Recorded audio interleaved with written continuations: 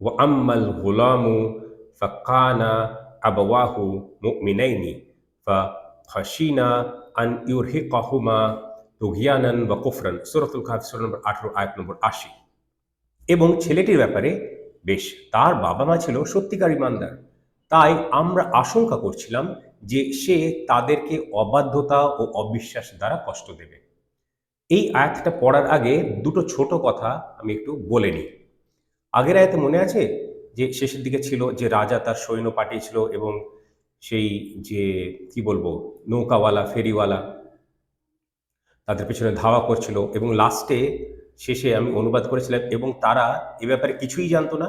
আর আমি এও বলেছিলাম যে এটা আসলে লেখা নেই, কিন্তু এটা বোঝা যাচ্ছে। আরেকটা জিনিস মাথায় এলো যেটা এই ব্যাপারটা বুঝতে একটু সুবিধা হবে আপনাদের, সেটা হচ্ছে ওরা ওই নৌকাওয়ালারা নৌকা চালকরা জানতো না তো। আচ্ছা, যদি এ ব্যাপারটা লেখা থাকতো আয়াতে তাহলে তো আমরা জানতে পারতাম, লেখা নেই তো আমরা জানতে পারছি না। একইভাবে যেরকমভাবে লেখা নেই বলে আমরা জানতে পারছি না, সেই একই অবস্থা তারা দেখতে পাচ্ছিল না যে পেছন থেকে ধাওয়া করেছে বলে তারা জানতো না, ওই ব্যাপারটা উজ্জ্ব রেখে ব্যাপারটা বোঝানো হয়েছে। নেই বলে আমরা জানতে পারছি না, ওরা দেখতে পাচ্ছে না, মানে আমরা আয়াতের মধ্যে দেখতে পাচ্ছি না বলে আমরা জানতে পারছি না, ওরা ওই রাজার সৈন্য যারা নৌকা জবরদস্তি কেড়ে নিচ্ছিল তাদেরকে দেখতে পাচ্ছে না বলে তাদের জানা ছিল না। আর তাদের পেছনে যে ধাওয়া করেছে সে ব্যাপারটা তো এ অবধি ছিল। এই ব্যাপারটা একটা ইন্টারেস্টিং দিক, যেভাবে আমি মনে করলাম তুলে ধরলে ব্যাপারটা আরেকটু বুঝতে সুবিধা হবে আপনাদের। এটা ছিল 1 নম্বর। আর দ্বিতীয় পয়েন্ট হচ্ছে, দুটো পয়েন্ট তুলে ধরো বললাম। আগের আয়াতে আমি একটা কন্ট্রোভার্সিয়াল স্টেটমেন্ট বলেছিলাম, ঠিক আছে? কি বলেছিলাম? যে আগের আয়াতটা ৭৯ নম্বর আয়াতটা আমার হিসেবে একটা আয়াত নয় দুটো আয়াত হওয়া উচিত। সেটা কেন? সেটা আজকে বোঝাবো না। তো কেন হঠাৎ করে এই কথাটা তুললাম? বোঝাবো, ঠিক উপযুক্ত সময়ে বোঝাবো। ঠিক আছে? আমরা পড়ি। হ্যাঁ, শুধু এইটুকু মনে রাখবেন যে আগের আয়াতটা শুরু হয়েছিল কি দিয়ে? আগের আয়াতটা শুরু হয়েছিল আম্মা সাফিনাতু ফাকানাত এবং তারপরে চলেছিল। আর এই আয়াতটা কিভাবে শুরু হলো? ও আম্মাল গুলামু ফাকানা এবং চলতে থাকলো। ঠিক আছে? ওখানে ছিল আম্মা সাফিনাতু মানে আম্মা আসসাফিনাতু বা আল সাফিনাতু ভেঙে বললে। এখানে আম্মা আম্মাল গুলামু বা আম্মা আল গুলামু, এখানে আলটা আলি থাকছে, আম্মা আল গুলামু। ঠিক আছে? এই ব্যাপারটা খেয়াল রাখবেন। আর কিছু এখন বলার নেই, উপযুক্ত সময় আমি ঠিক সবকিছু তুলে ধরবো। এবার এই আয়াতে ফিরে আসা যাক। ওয়া, এবং ওয়া তো কানেক্ট করছে, এটা আর কিছু না। মানে আমি তো ব্যাখ্যা করব, মানে খিজির আলাইহিস সালাম বলেছিলেন যে আমি এবার ব্যাখ্যা করবো, একের পর এক ব্যাখ্যা করছে, তো একটা ব্যাখ্যা তারপরে ওয়াও দিয়ে কানেক্ট করে দ্বিতীয় ব্যাখ্যা এবং আবার ওয়াও দিয়ে কানেক্ট করে তৃতীয় ব্যাখ্যা আসবে। ওয়া এবং আম্মা ছেলে, আম্মা আল গুলামু, আল গুলামু ছেলেটি, আম্মা ছেলেটির ব্যাপারে মানে তার ব্যাপারে, তাহলে ছেলেটির ব্যাপারে এবং ছেলেটির ব্যাপারে।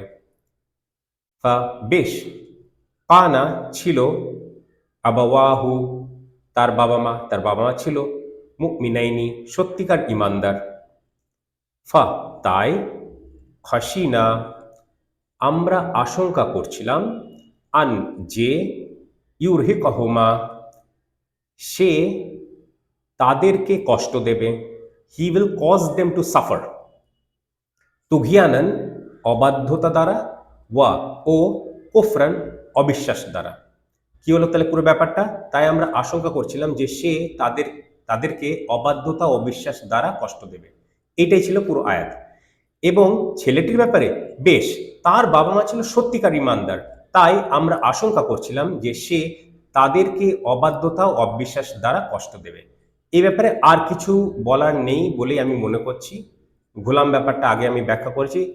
তুঘিয়ানান তাঘা, বাঘা একটা শব্দ ইউজ হয়েছিল, আর তাঘা অবাধ্যতা বলে আমরা অনুবাদ করতে পারি। ঠিক আছে? তো ব্যাস এইটুকুই, আর কিচ্ছু এর মধ্যে নেই। হ্যাঁ, আরেকটা জিনিস বলা যায়, মানে খফ আর খাসায়া এই দুটো শব্দ, ঠিক আছে? খফ আর খাসায়া এই দুটো শব্দ দুটোই মানে হচ্ছে ভয়, মানে ফিয়ার। এখানে খাসায়া শব্দ ব্যবহার করেছে আর খফ ব্যবহার করেনি। খফ ব্যাপারটাও কোরআন মাজিদে এসছে আর খাসায়াটাও কোরআন মাজিদে এসছে, তাহলে এখানে খফ না ব্যবহার করে এইটা কেন ব্যবহার করলো? এইটার সামান্য পার্থক্য, মানে ইংলিশ দিয়েও বোঝা যাচ্ছে না ফিয়ার, এটা সামান্য পার্থক্যটা এভাবে বুঝতে হয়। যদি এটা আসলে আলোচ্য বিষয় না, এটা একটা আলাদা পয়েন্ট কম্প্যারিজন, এটা আমরা আলাদা একটা লেকচারও করতে পারি, ইন্টারেস্টিং হবে সেই লেকচারটা, ছোট হবে কিন্তু ইন্টারেস্টিং হবে। খৌফ মানে হচ্ছে মানে এক্সটার্নাল সোর্স থেকে ফিয়ার, ঠিক আছে, বাইরে থেকে। আর খাসিয়া যেটা ব্যাপারটা, তাহলে খাসিয়া ব্যাপারটা হচ্ছে যে এর সঙ্গে একটা আধ্যাত্মিকতার দিক জুড়ে আছে, ঠিক আছে। তার মানে খফ হচ্ছে পার্থিব কারণে, আর এটার সঙ্গে খাসিয়ার সঙ্গে একটা আধ্যাত্মিকতার ব্যাপার একটা জুড়ে আছে। এইটুকুই থাক, এটা নিয়ে আরো বিস্তারিত আলোচনা করাই যায়, কিন্তু সেটা এই আয়াতের আলোচ্য বিষয় নয়, সেটা আমরা আলাদা করে কোনো সময় তুলে ধরবো ইনশাআল্লাহ লেকচারের মাধ্যমে, ঠিক আছে। ছোট হবে কিন্তু একটা গুরুত্বপূর্ণ লেকচার হবে, সেটা সেই সময় করা হোক। তার সঙ্গে তাকওয়া শব্দটাও জুড়ে নেবো, যেটা অনুবাদ সচরাচর ফিয়ার বা ভয়, ওটাও করা হয় কোরআন মাজিদে, যেটা অবশ্য মানে অত্যন্ত ভুল অনুবাদ। যাক, আলোচনাটা বড় হয়ে যাচ্ছে, এটা অন্য টপিক, অন্যভাবে আমরা আলোচনা করে নেব। এখন আমরা প্রথমে তাজবিদ রুলে পড়লাম, এবার একবার গ্রামাটিক্যাল রুলে আয়াতটা পড়ে নেব, আরবি আয়াতটা, মূল আয়াতটা, তারপর বাংলাতে আরেকবার পড়ে নেব। কোনো অসুবিধা আমাদের হওয়ার কথা নয়, সহজ সরল আয়াত, কোনো জটিলতা এর মধ্যে খুব একটা নেই। ওয়া আম্মা আল গুলামু ফাকানা আবাওয়াহু মুমিনাইনি। আচ্ছা, আরেকটা জিনিস বলে দিই, মুমিনাইনি দুজন, ডুয়াল ফর্মে আছে, সেই জন্য বাবা মা, ঠিক আছে। মানে বাবা মা তো মানে আবাওয়াটাও ডুয়াল ফর্মে আছে, মুমিনাইনিটাও ডুয়াল ফর্মে আছে। মানে বাবা মা, আবাওয়া, হুটা হচ্ছে অ্যাটাচ প্রনাউন, তার ডুয়াল ফর্মে আছে মুমিনাইনি, এটাও ডুয়াল ফর্মে আছে, ঠিক আছে। ঠিক আছে, এটা একটা একটা অবজারভেশন, এটা গ্রামাটিক্যাল ব্যাপার, না জানলেও অনুবাদের মধ্যে কোনো পার্থক্য হতো না, যে মানে দেখতে পেলাম তো বলে দিলাম। তার সঙ্গে ইউর হিকাহুমা, he will cause them to suffer, এটা তো বললাম। তাগা, কুফরান, এগুলো বললাম, সবই বললাম, ঠিক আছে। আরেকবার পড়ে নি।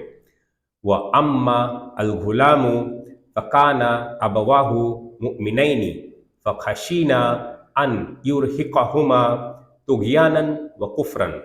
এবং ছেলেটির ব্যাপারে বেশ, তার বাবা মা ছিল সত্যিকার ইমানদার, তাই আমরা আশঙ্কা করছিলাম যে সে তাদেরকে অবাধ্যতা ও অবিশ্বাস দ্বারা কষ্ট দেবে।